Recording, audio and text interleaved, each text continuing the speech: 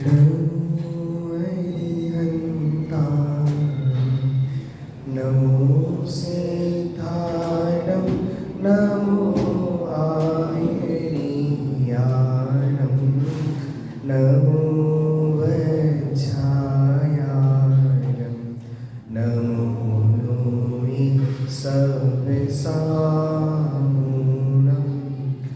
सर्वे अरिहन्तेने विनष्ट कीने जिस विधि सब को बताई वह विधि हो न मन उनको सब विधि हो न मन उनको सब विधि। आज हम नयों के बारे में चर्चा करेंगे। सबसे पहले दिन अपन ने किस पे चर्चा की थी? श्रोता के भेदों पर, चेतन भैया। दूसरे दिन किस पे चर्चा की थी? चार अनियोग। तीसरे दिन क्रिया परिणाम अभिप्राय। आज अपन चर्चा करेंगे नयों के ऊपर। किसके ऊपर? नयों के ऊपर। जब भी नयों की चर्चा करते हैं लोग कहने लगते हैं पंडित जी नयों की चर्चा मत करो, ये नया चक्कर है, नए चक्कर में क्यों डालते हो, हमें नहीं पढ़ना नए चक्कर। चेतन भैया, नए चक्कर कौन सा चक्कर है? नया चक्कर है, हमें नहीं पढ़ना नए चक्कर में। लोग कहते हैं ये तो विद्वानों की पढ़ने की चीज़ है, विद्वान पढ़े, हमें क्यों पढ़ाते हो? बताओ। नहीं नहीं, नयों को पढ़े बिना आत्मज्ञान नहीं होता, नयों के पढ़े बिना सम्यक दर्शन नहीं होता। आचार्य माइल धवल द्रव्य स्वभाव प्रकाशक में चक्र में लिखते हैं, जी ने डिट्टी भीना ताण वत्तु सहाव उपलब्धि वत्तु सहाव बिहुना सम्मा डिट्टी कहूँ होती। जी ने डिट्टी भीना, जो नए दृष्टि से भीन है। किससे? नए को दृष्टि कह रहे हैं, नए को नेत्र कह रहे हैं कि जो नए दृष्टि से भीन है उसे सम्यक दर्शन की प्राप्ति नहीं हो सकती। चलो पंडित जी मान लिया सम्यक दर्शन के लिए नयों को पढ़ना आवश्यक है, नयों को पढ़े बिना सम्यक दर्शन की प्राप्ति नहीं होगी। पंडित जी एक बात बताओ, नरक में नए चक्र पढ़ाने आप जाते हैं क्या? नारकियों को भी तो सम्यक दर्शन हो जाता है। त्रियंचों की नए चक्र क्लास आप लेते हैं क्या? और कोई विद्वान जाता है क्या लेने? उनको भी तो सम्यक दर्शन हो जाता है। तो यदि नयों को जाने बिना वो सम्यक दर्शन कर सकते हैं तो हम क्यों नहीं? चेतन भैया, वो कर सकते हैं तो हम क्यों नहीं? बाबू ईगल जी कहा करते थे तुम हो तो मनुष्य और सम्यक दर्शन कौन सा चाहिए? त्रियंशों वाला। कैसे होगा चेतन भैया? उनको बिना नयों के पढ़े हो सकता है तो हमें क्यों नहीं? अरे भैया, त्रियंशों को भी बिना नए पढ़े सम्यक दर्शन नहीं हुआ। महावीर भगवान के जीव जब शेर की पर्याय में थे तब उनको सम्यक दर्शन हुआ था, बिना नयों को जाने बिना नहीं। तो नयों के नाम जानते थे क्या? वो नाम भले ही नहीं जानते हो, उन्होंने भी उस समय अपने शुद्धात्मा को मुक्त किया और अन्य सारे द्रव्यों को गौण कर दिया। इसको ही तो नय कहते हैं। मुख्य गौण की व्यवस्था का नाम ही नय है। चेतन भैया, मुख्य गौण की व्यवस्था का नाम भी, एक चीज को मुख्य किया जाता है, एक को गौण किया जाता है। एक दिन क्या हुआ, एक लड़का था, वो घर में लेट सो के उठता था। चेतन भैया कैसे उठता था? लेट सोकर उठता था। तो और उठा और कहने लगा चाय लाओ चाय। क्या चाहिए? चाय। भाई साहब, जो लोग उठते ही चाय मांगते हैं बहुत सारी बीमारियां लगती हैं उनको। बिस्तर पे उठ के कभी बिस्तर पे तुरंत उठो, चाय नहीं मांगना चाहिए, बहुत बीमारियां लगती हैं। चाय तो पीनी ही नहीं चाहिए, निकोटिन नाम का जहर डलता है उसमें, नशा है वो, नशाकारक अवश्य है। चलो आप पीते हो तो आप नहीं जानो। अब क्या हुआ, वो लड़का उठा, बिस्तर पे ही मम्मी से कहने लगा मम्मी चाय लाओ चाय। तो मम्मी ने कहा बेटा पहले मंजन तो कर लो। मम्मी ने क्या कहा? पहले टूथब्रश तो कर लो। कौन से? कोलगेट से। भाई साहब, कोलगेट से मत करना, हड्डियों से बनता है। कोलगेट की फैक्ट्री में हजारों टन हड्डियाँ निकली। बताओ, लोग वो मैगी खाते हैं, मैगी, वो शेफ है ना, शेफ, वो बहुत खाना खजाना वाला शेफ बहुत फेमस था।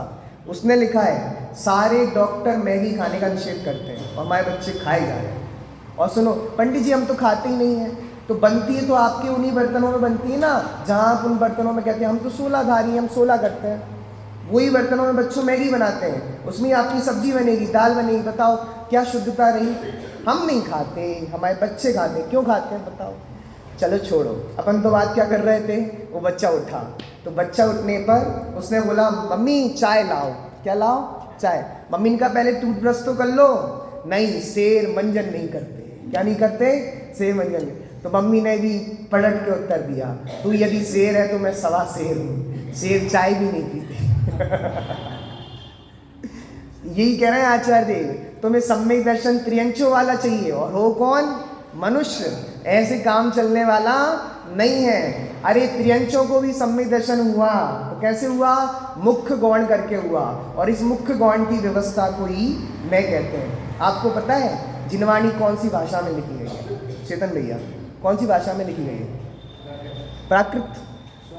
जितेंद्र भैया, कौन सी भाषा में लिखी गई जिनवाणी? प्राकृत।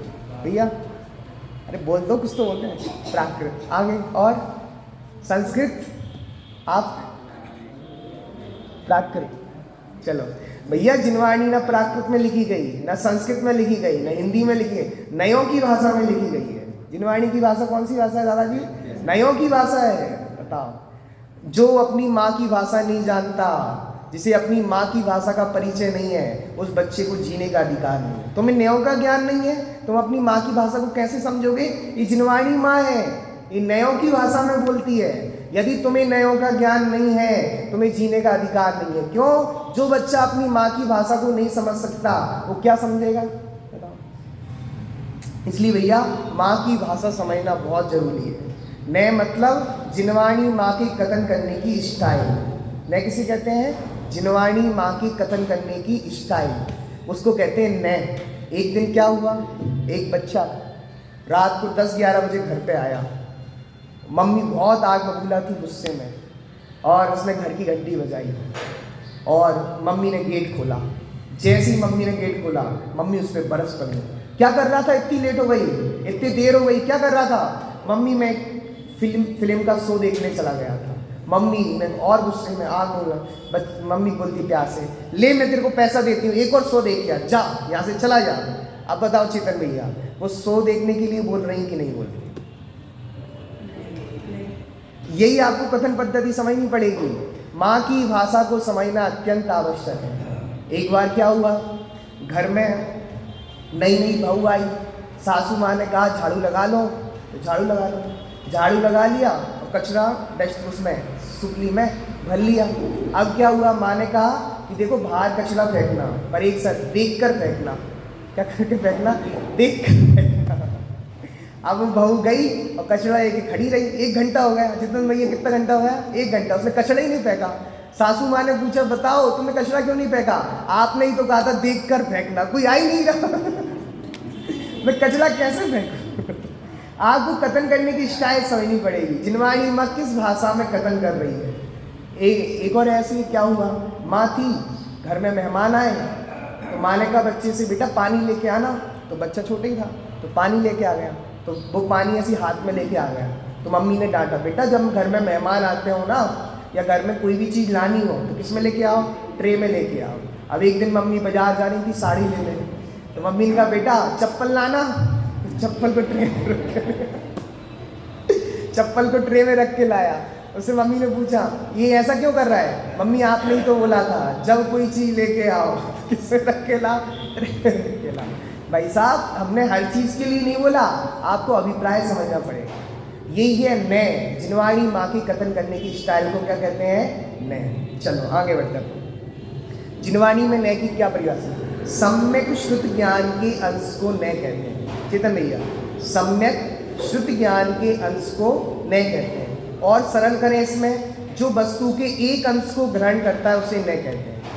किसको? जो वस्तु के एक अंश को ग्रहण करता है उसे क्या कहते हैं? नय कहते हैं। जैसे मैं आपसे पूछूं, नींबू कैसा होता है? नींबू कैसा होता है चेतन भैया? बोलो तो सही चेतन भैया। खट्टा होता है। नींबू खट्टा ही होता है दादाजी? मैंने देखा है नींबू पीला भी होता है, वाइट भी होता है। तो आपने जो कथन किया कि नींबू खट्टा होता है, इसको ही कहते हैं नय, क्योंकि आपने नींबू के एक अंश का कथन किया। मैंने आपसे ये तो नहीं पूछा था नींबू का रस बताओ, आपने तो पूरी नींबू क्या बोल दिया? खट्टा। तो ये कौन सा कथन है? नय। वस्तु के एक अंश को ग्रहण करने वाले को क्या कहते हैं? नय। मैंने पूछा मिश्री कैसी है? राहुल भैया, मिश्री कैसी है? मिश्री कैसी होती है? आपने चखी नहीं क्या? इतना टाइम क्यों लग रहा है? मिश्री मीठी होती है, तो मिश्री मीठी होती है क्या? सफ़ेद भी होती है, भारी भी होती है। तो बताओ, मैंने कब पूछा था आप रस की अपेक्षा बताओ मिश्री मीठी होती है? तो हमने कहा बोलो हमारा ये कथन सही है कि गलत? मिश्री मीठी होती है। सही है न की दृष्टि से, क्योंकि न किसे कहते हैं? वस्तु के एक अंश को ग्रहण करने वाले ज्ञान को न कहते हैं। जो वस्तु के एक अंश को ग्रहण करता है उसे क्या कहते हैं? कि मतलब उस मिश्री में बहुत सारी क्वालिटी थी, लेकिन हमने किसको मुख्य किया? मीठेपन को। इसी को क्या कह दिया? न। क्या कह दिया? न। चलिए आपको और उदाहरण देता हूँ, बात बैठनी चाहिए दिमाग में। चेतन भैया, एक बार आपकी लॉटरी लग गई। क्या लग गई? लॉटरी। अमेरिका घूमने चले, कंपनी ने कहा अमेरिका जाएंगे क्या? बोलो तो सही, जाएंगे ना? चलो चेतन भैया अमेरिका घूमने गए, अमेरिका घूम रहे, उस एयरपोर्ट पे आए, बाहर आए, किसी ने पूछा कहाँ से आए हो? कहाँ से आए हो? एशिया महाद्वीप से आए। कहाँ से आए? एशिया कॉन्टिनेंट से आए। अब क्या हुआ? यात्रा में क्या की सब हो गई। अब वो एशिया में कहीं और इनकी यात्रा थी, दुबई वगैरह में। कहाँ गए थे? आबू धाबी गए आप। अब आबू धाबी में किसी ने पूछा भैया आप कहाँ से आए हो? तो ने कहा हम भारत से आए, इंडिया से आए। कहाँ से आए? इंडिया से। अब ये आबू धाबी की यात्रा करके भारत लौट के आए, दिल्ली पे उतरे। दिल्ली में किसी ने पूछा चेतन भैया कहाँ से आए हो? मध्य प्रदेश से आए। अब मध्य प्रदेश भोपाल में आ गए, भोपाल में किसी ने से पूछा चेतन भैया, भोपाल में चेतन भैया से पूछा कहाँ से आए हो? तो क्या बोलेंगे? गुना जिले से आए। अब गुना में किसी ने पूछा कहाँ से आए हो? राधुगढ़ से आए। और राधुगढ़ में किसी ने पूछा कहाँ से आए हो? कटरा मोहल्ला से आए। कटरा मोहल्ला में खड़े हैं, चेतन भैया से पूछे आपका घर कहाँ है? कहाँ? मंदिर के बाजू में। और घर में खड़े हैं भैया, बच्चे पूछ रहे हैं चेतन भैया आपका कमरा कहाँ है? चेतन भैया कमरे में खड़े हैं, आप सोते कहाँ हैं? कितने पलंग की साइज है? कितने पलंग की साइज है? कितने बाई है? 6x6। अब बताओ, व्यक्ति रह इतने में रहा है और क्या रहा है? मैं भारत का रहने वाला हूँ, भारत के गीत सुनाता हूँ। हम बताओ अंश में पूरी वस्तु की कल्पना कर देते हैं। हम रहते तो 6x6 की जगह में है, लेकिन कह देते हैं हम पूरे भारत में रहते। इसे कहते हैं न। नींबू है तो बहुत क्वालिटी वाला, लेकिन हमने कहा नींबू खट्टा है, तो खट्टे में पूरे नींबू की स्थापना कर दी कि नींबू कैसा होता है? खट्टा। तो ऐसे ही अंश में हमने अंशी की स्थापना कर दी। किसमें? 6x6 के कमरे में रहते हैं, मतलब पलंग पे सोते हैं, तो स्थापना किसकी कर दी? All India. हम कहाँ के रहने वाले हैं? इसे कहते हैं न। अंश में अंशी की स्थापना कर दी। तो समझ में आया? न किसे कहते हैं? न किसे कहते हैं? वस्तु के एक अंश को ग्रहण करने वाले ज्ञान को। क्लियर हो रही बात? क्लियर हो रही? अब पता है क्या है, एक और, अब मैंने ये क्षेत्र की अपेक्षा, अब काल की अपेक्षा उदाहरण देता हूँ। अब सुनना काल की अपेक्षा। काल में हम कैसे अंश में अंशी की स्थापना करते हैं? एक व्यक्ति था जिसने चोरी की। क्या की? चोरी। अब चोरी कितने घंटे में की? 1 घंटा लगा हुआ, 2 घंटा लगा, 5 घंटे लगा। 5 घंटे में चोरी करके आ गया। पुलिस को पता चला, पुलिस ने जेल में डाल दिया। और अब चोरी की थी, निकल आया 2-4 साल बाद, रिहाई मिल गई। अब जब भी वहाँ से निकलता है तो आप क्या बोलते हो? देखो चोर जा रहा है। कौन जा रहा है? चोर जा रहा है। जब भी वो वहाँ से निकलेगा तो क्या जा रहा है? चोर। अब बताओ उसने चोरी कितने समय में की थी? 5 घंटे में। और आपने 5 घंटे में पूरे जीवन की स्थापना कर दी। जब भी वो दिखता है तो आपको उसका नाम याद नहीं आता, क्या आ जाता है? चोर है। इसको कहते हैं अंश में अंशी की स्थापना करना। इसको क्या कहते हैं? न। ऐसे आप द्रव्य क्षेत्र काल भाव से घटाना। क्लियर हुआ चेतन भैया? न किसे कहते हैं? वस्तु के एक अंश को ग्रहण करने वाले ज्ञान को न कहते हैं। चलिए अब प्रश्न उठता है न कितने प्रकार के होते हैं? क्या प्रश्न उठता है? न कितने प्रकार के होते हैं? तो शास्त्रों में कहा न एक प्रकार के भी होते, 1 प्रकार का भी होता है, 2 प्रकार के भी होते हैं, 3 प्रकार के भी होते हैं, 7 प्रकार के भी होते हैं, 47 प्रकार के भी होते हैं, संख्यात भी होते हैं, असंख्यात भी होते हैं, अनंत भी होते हैं। चेतन भैया न कितने प्रकार के होते हैं? 1 प्रकार का। सामान्य की अपेक्षा देखा जाए तो जितने भी न हैं सब न हैं, तो 1 प्रकार का। 2 प्रकार के होते हैं, निश्चय न और व्यवहार न। तीसरे न जो आप बचाओगे वहाँ बताया अर्थ ने, शब्द ने, ज्ञान ने, 3 ने होते हैं। 7 ने तत्वार्थ सूत्र में नैगम संग्रह व्यवहार ऋजु सूत्र शब्द समाधि रूढ़ एवं भूता नया 7 प्रकार के न्याय भी होते हैं। प्रवचन सार में 47 प्रकार के न्याय भी बताए। मैं आपको इतना नहीं पढ़ाऊंगा, घबराना नहीं है। पता है वो पाकिस्तान का वो था ना प्रधानमंत्री, क्या नाम था उसका, इमरान खान, उसका डायलॉग फिक्स था, घबराना नहीं है। पाकिस्तान की अर्थव्यवस्था डूबी जा रही, घबराना नहीं है। तो पाकिस्तान पर रोज बम गिर रहा है, घबराना नहीं है, इसलिए आपको घबराना नहीं है। कितने ही बम पटको आपको 47 ने होते हैं, घबराना नहीं है। चलो, इतने प्रकार के नए, 1 प्रकार का भी होता है, 2 प्रकार के भी होते हैं, 7 प्रकार के भी होते हैं, 47 प्रकार के, संख्यात भी होते हैं, असंख्यात भी होते हैं और अनंत भी होते हैं। असंख्यात किस अपेक्षा होते हैं, तो जो एक आत्मा है उसके विकल्प असंख्यात प्रकार के होते हैं, इसलिए नए असंख्यात प्रकार के होते हैं। आत्मा में अनंत गुण है, तो अनंत गुणों को विषय करने की अपेक्षा ज्ञान कितने प्रकार के हो गए, अनंत प्रकार के। चलो, आज अपन को चर्चा करनी है 2 नयों की, निश्चय नय। और आपको पता है दुनिया को दुनिया क्यों कहते हैं? चेतन भैया, दुनिया को दुनिया क्यों कहते हैं? जितन भैया, दुनिया को दुनिया क्यों कहते हैं? दुनिया 2 नयों पे चलती है। कितने नयों पे? दुनिया जो 2 नयों पे चलती है उसे क्या कहते हैं? दुनिया। हमको पता ही नहीं है, पता है बहुत अच्छी अच्छी चीज़ें हैं दुनिया में। एक इतिहासकार ने सर्च किया, रिसर्च कि एशिया को एशिया क्यों कहते हैं, एशिया का नाम एशिया कैसे पड़ा जितन भैया? तो कहने लगे जैनी लोग असिया उत्सा पढ़ते थे, असिया उत्सा, तो उससे क्या बन गया? एशिया। सही बात है, मैं झूठ नहीं बोला, उन्होंने रिसर्च किया था। एक जर्मनी बहुत बड़े विद्वान, उनकी प्रेस कॉन्फ्रेंस हुई, उनने कहा कि हमारे देश का नाम जर्मनी क्यों पड़ा जर्मनी। तो कहने लगा हमारे देश का नाम जर्मनी नहीं है, सरमनी है। क्या सरमनी है। सरमनी किसे कहते हैं कि हमारे यहाँ बहुत श्रवण रहते थे, श्रवण मतलब मुनिराजों को कहते हैं श्रवण। तो हमारे यहाँ बहुत सारे श्रवण रहते थे, इसलिए उस जगह का नाम हो गया सरमनी, बहुत सारे श्रवण रहते थे। आप जाकू शाह पढ़ते हैं, वो उन्होंने कहा विद्वान ने, आप क्या पढ़ते हो भारत वाले? जाकू शाह पढ़ते हो। हमारा एक्चुअल में नाम जर्मनी नहीं है, सरमनी है। क्यों? यहाँ बहुत श्रवण रहते थे। कौन रहते थे? ऐसे शब्द विज्ञानी बनो। चलो, दुनिया 2 नयों पे चलती, इसलिए इसको क्या कहते हैं? कितने नए हो गए? 2 नए, निश्चय नय। और निश्चय नय किसे कहते हैं? जो वस्तु के यथार्थ स्वरूप का निरूपण करता है उसे निश्चय नय कहते हैं। दादाजी क्या कहा? जो वस्तु के यथार्थ स्वरूप का निरूपण करता है उसे निश्चय नय कहते हैं। जैसे मिट्टी के घड़े को मिट्टी का कहना, कौन सा नय? आज आपको बहुत अच्छे से बता रहा हूँ। निश्चय व्यवहार में लोग निश्चय व्यवहार पर लड़ रहे हैं, ये निश्चय वाले हैं, ये व्यवहार ने वाले हैं, सबने अपने सिर पे रख लिया, हम निश्चय वाले, हम व्यवहार वाले। सुनो भैया, कोई बाले माले नहीं होते। निश्चय ने दृष्टिकोण का नाम है, कोई व्यक्ति का नाम नहीं है। निश्चय है किसी भी वस्तु को देखने का एंगल है। न आप यदि मिट्टी के घड़े को मिट्टी का देख रहे हो निश्चय, और उसी मिट्टी के घड़े को आप घी का घड़ा देख रहे हो तो पंडित जी ये मिट्टी और घी के घड़े को एक तरफ रखो, हमें ये बताओ, बस आप यही तो देते हो उदाहरण, घी का घड़ा, मिट्टी का घड़ा, घी का घड़ा, मिट्टी का घड़ा। पता है ये हमने नहीं दिया चेतन भैया, किसने दिया? आचार्यों ने दिया। और पता है आचार्य ने क्यों दिया चेतन भैया?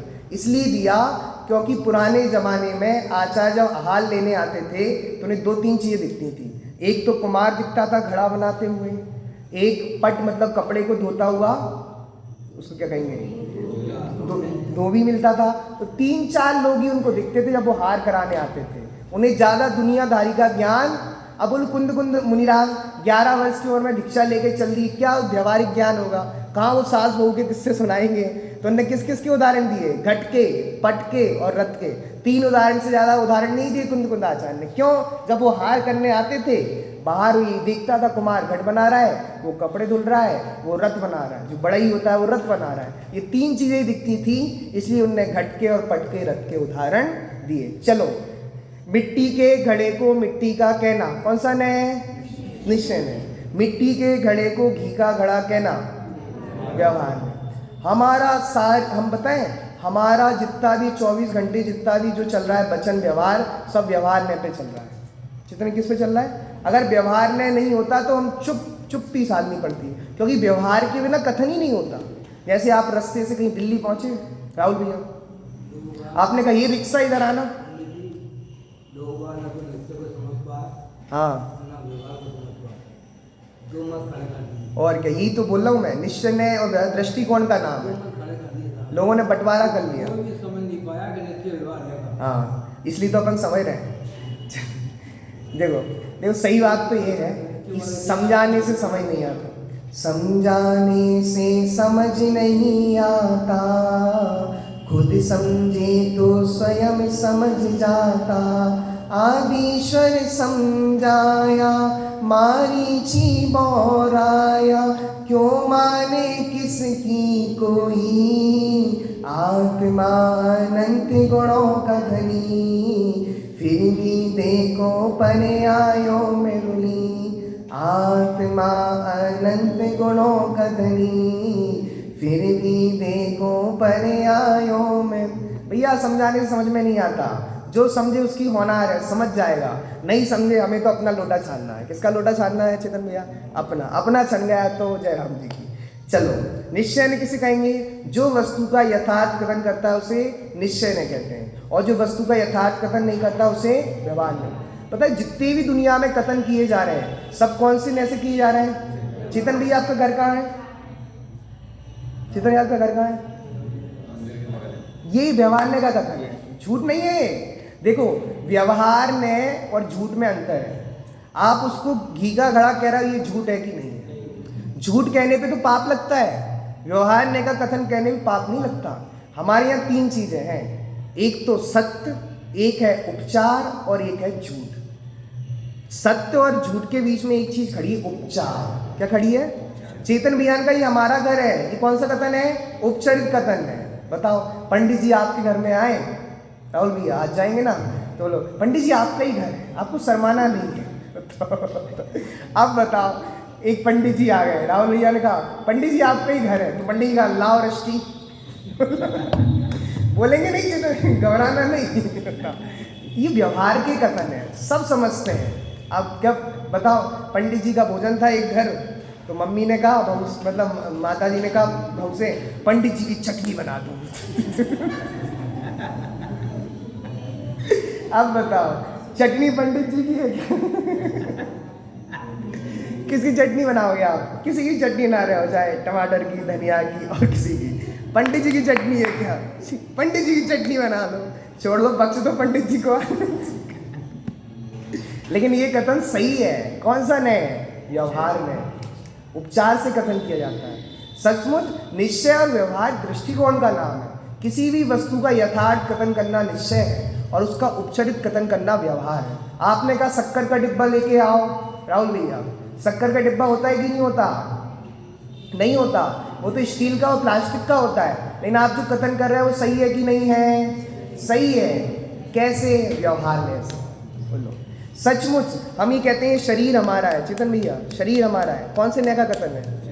देह चेतन एक है, यह वचन है व्यवहार का, ये एक हो सकते नहीं, यह वचन है पर।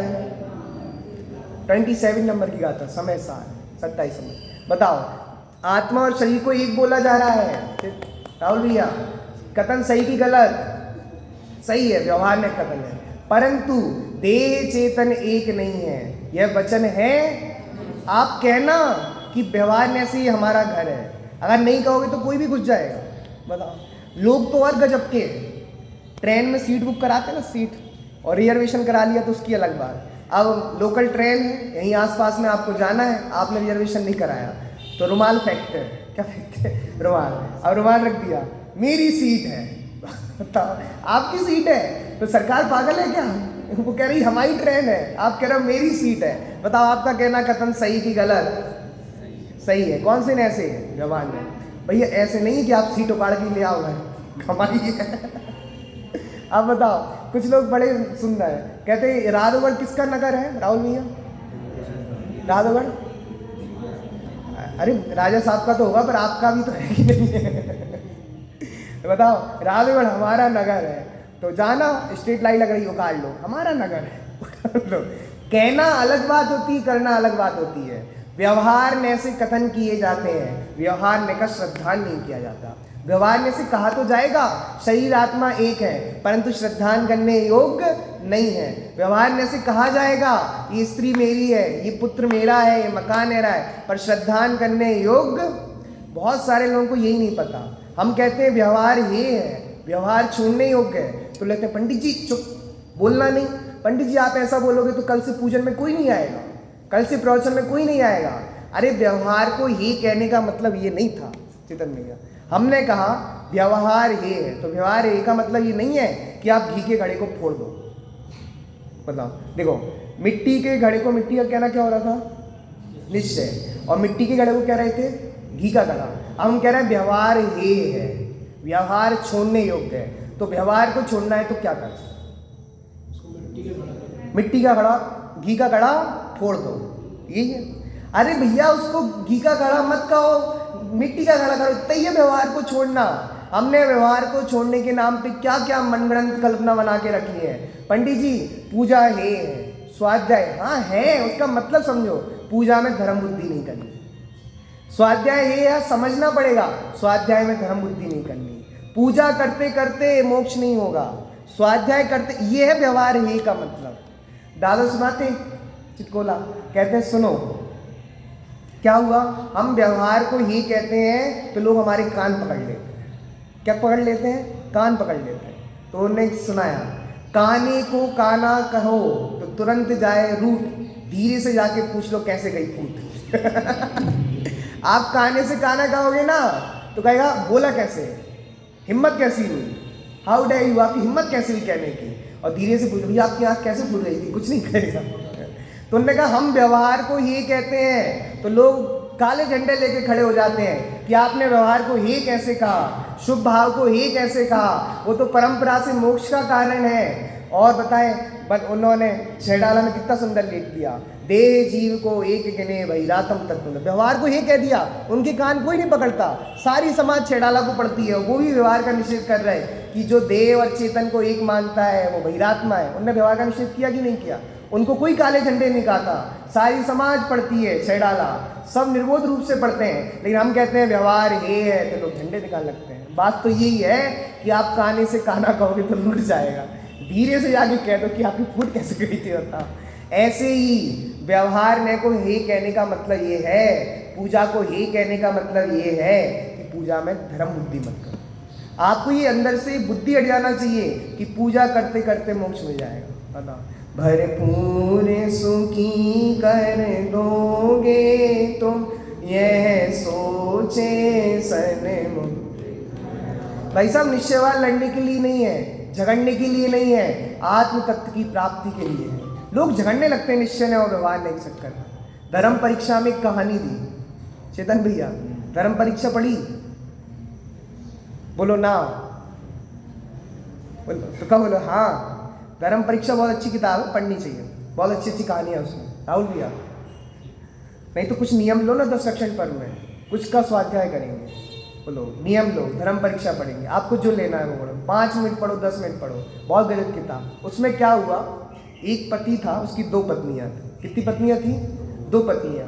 अब दोनों पत्नी ने क्या किया कि भैया पति की देव की सेवा करनी है, तो एक पत्नी ने कहा एक टांग की सेवा मैं करूंगी और दूसरी टांग की सेवा तुम करना।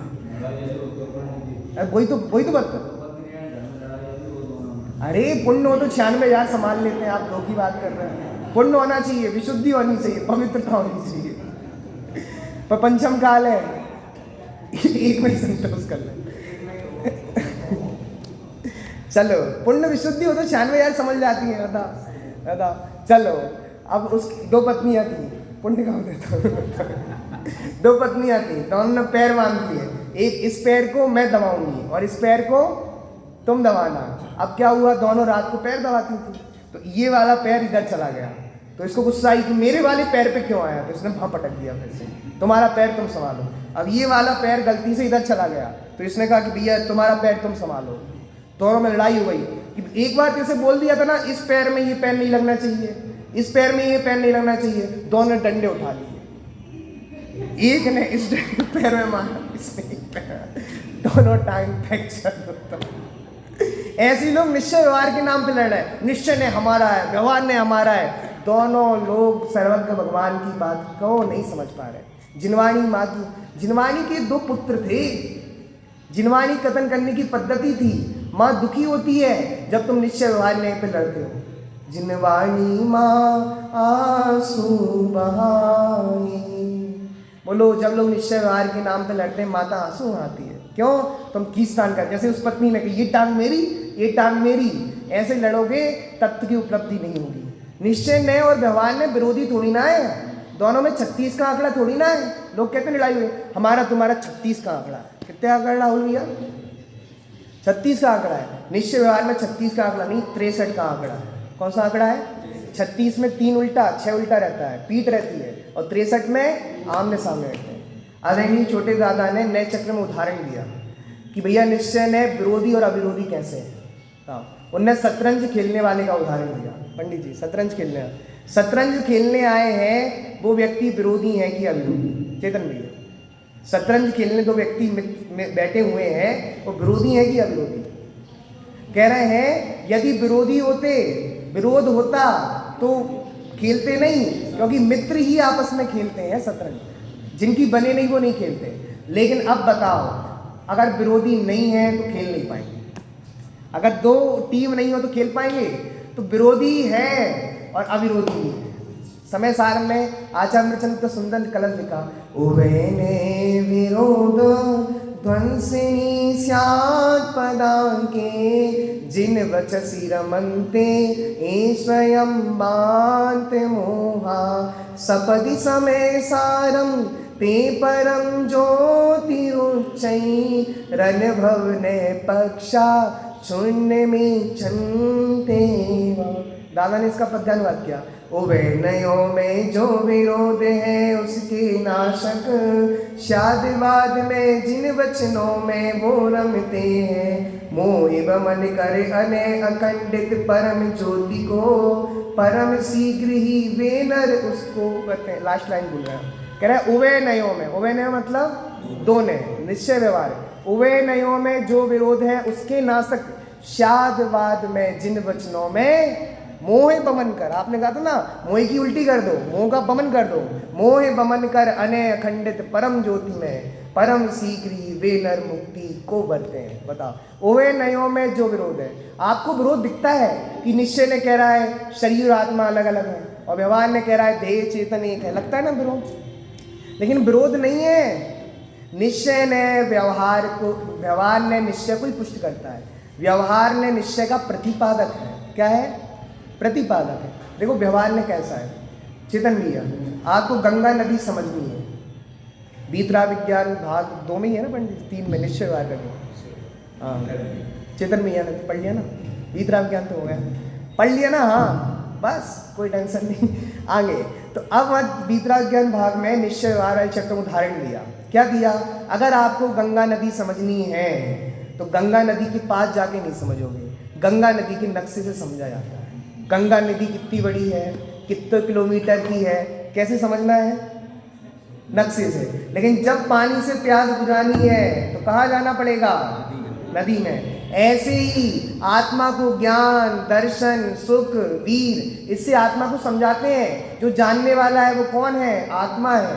जो देखने वाला है वो कौन है? आत्मा है। भेदों के द्वारा आत्मा को समझाया तो जाता है, पर अनुभूति करनी है तब भेद दिखाई नहीं देते। बोलो, जब आत्मा की अनुभूति करनी है तब भी यही याद कर दो, भेद करते रहो। मैं क्या एक हूँ, मैं क्या एक हूँ, मैं चेतन हूँ। अनुभूति नहीं होगी, आनंद नहीं आएगा। भेदों के द्वारा अभेद को समझाया जाता है। सम्यक दर्शन अभेद की अनुभूति का नाम है। वाह। अब बताए एक दिन क्या हुआ चेतन भैया, किसी के घर में मेहमान आए। कौन आए? मेहमान। भैया मेहमान आए, राहुल भैया। क्या हुआ? मेहमान आए और उसी दिन उसकी पत्नी ने हलवा बना लिया। क्या बना लिया? हलवा। हलवा में काजू भी थे, किशमिश भी थी, बादाम भी थी, और क्या क्या डलता चेतन भैया? चिरौंजी भी थी, और इलायची, और घी डल गया, और शक्कर डल गई। और कुछ डालना है क्या? जल्दी बोलो, क्या डालते भैया हलवे में? क्या डालना है? केसर डालना है? वो तो है ही, नॉर्मल चीज है। अपन को तो मावा में स्टैंड डालना है। क्या? नारियल का पूरा डाल दिया, चलो सब डल गए, अब शांत हो जाओ। अब क्या हुआ, वो मेहमान आए, हलवा बना, तो सामने घर का मालिक था, एक तो पैसे डांटने लगा, तो समझ नहीं आता, तुमने इतना महंगा हलवा बना दिया, इतने के काजू आते हैं, इतने की किशमिश आती है, इतने के बादाम आते हैं, जे और बे।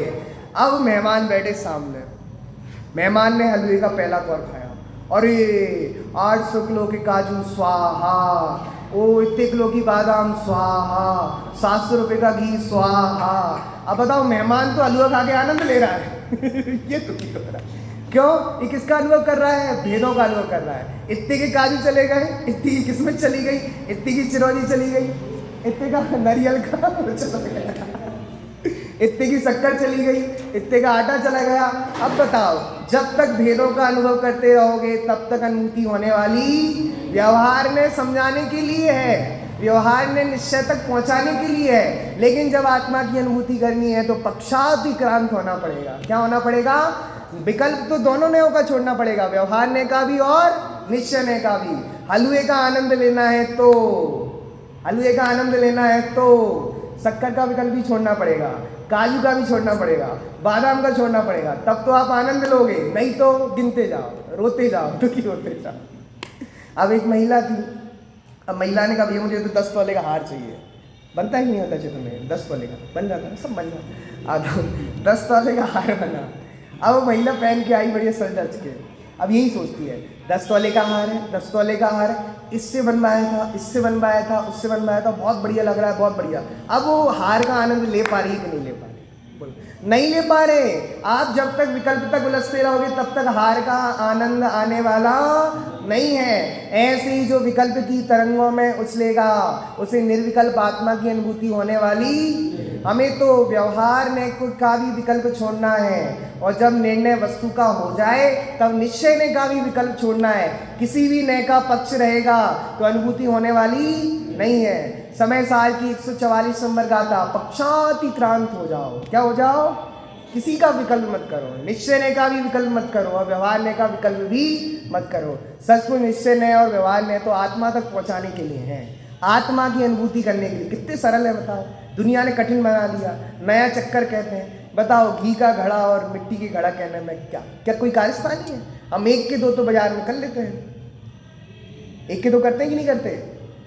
यहाँ भी हमने एक के दो किए। नए कितने प्रकार के हैं चेतन भैया? तो एक के दो कर लिए कि नहीं कर लिए?